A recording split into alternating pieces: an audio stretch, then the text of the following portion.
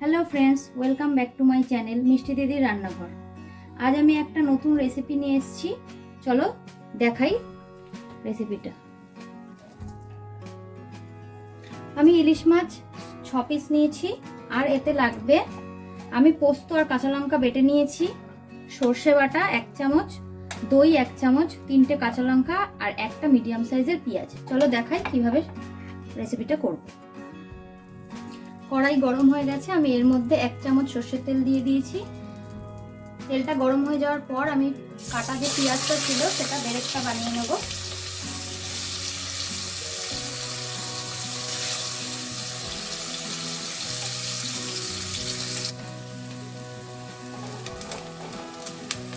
পেঁয়াজটাকে ভালো করে ভেজে নেবো, ভেজে বেরেস্তা বানিয়ে নেবো।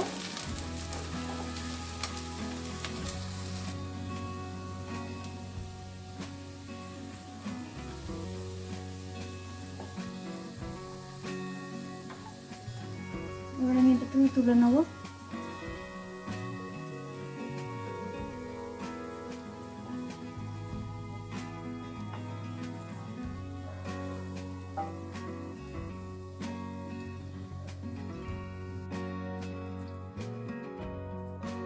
এবার মাছের মধ্যে আমি দিয়ে দেবো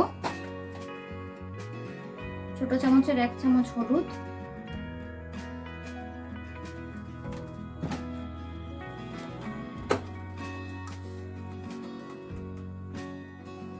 এক চামচ নুন,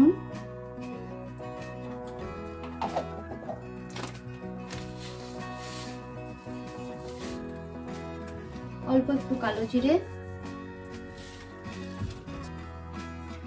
যে পোস্তটা আমি বেটে রেখেছিলাম এর মধ্যে আমি একটা কাঁচা লঙ্কা দিয়ে দিয়েছিলাম, সেই পোস্ত বাটাটা আমি এর মধ্যে দিয়ে দিচ্ছি। আমি সর্ষেটা যখন বেটেছি একটুখানি নুন দিয়ে দিয়েছি, কারণ নুনটা যদি না দেওয়া হয় তাহলে সর্ষেটা তেতো হয়ে যাবে। 1 চামচ দই, যেটা আমি 1 টেবিল চামচ নিয়েছি সেটাকে ফাটিয়ে রেখে দিয়েছিলাম, সেটা ওর মধ্যে দিয়ে দিচ্ছি। আর এর মধ্যে দিয়ে দেবো কাঁচা লঙ্কা। এবার এটাকে আমি ভালো করে মিশিয়ে নেব। আমি এগুলো খুব ভালো করে মিশিয়ে নিচ্ছি।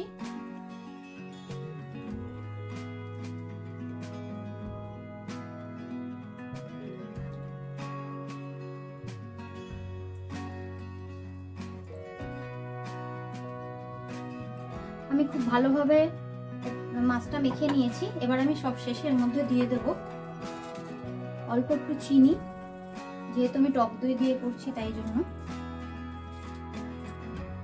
আর এর মধ্যে দেব 1 চামচ মতো সর্ষের তেল ওপর দিয়ে ছড়িয়ে দেব। আর এর মধ্যে দিয়ে দেব পেঁয়াজের বেরেস্তাটা, যেটা আমি একটু আগেই করেছি। এটা করে আমি আটকে দেবো টিফিন কৌটোর ঢাকনাটা। তারপরে আমি এটা ভাপে বসিয়ে দেবো 15 মিনিটের জন্য। আমি কড়াইয়ে অল্প জল নিয়ে নিয়েছি, নিয়ে এবার আমি কৌটোটা এর মধ্যে বসিয়ে দিচ্ছি, দিয়ে আমি এটা ভাপে দিয়ে দিলাম কিছুক্ষণের জন্য মিডিয়াম ফ্লেমে। আমি ভাপের থেকে নামিয়ে নিয়েছি, আমার ইলিশ ভাপা তৈরি। তোমরা অনেকেই অনেকভাবে ইলিশ ভাপা করেছো, এইভাবে একবার করে দেখো, আশা করি ভালো লাগবে। Thanks for watching. ভালো লাগলে লাইক, কমেন্ট, শেয়ার করে দিও, সাবস্ক্রাইব করে দিও। দেখা হচ্ছে আরো একটা রেসিপি নিয়ে নতুন এক ভিডিওতে। ততক্ষণের জন্য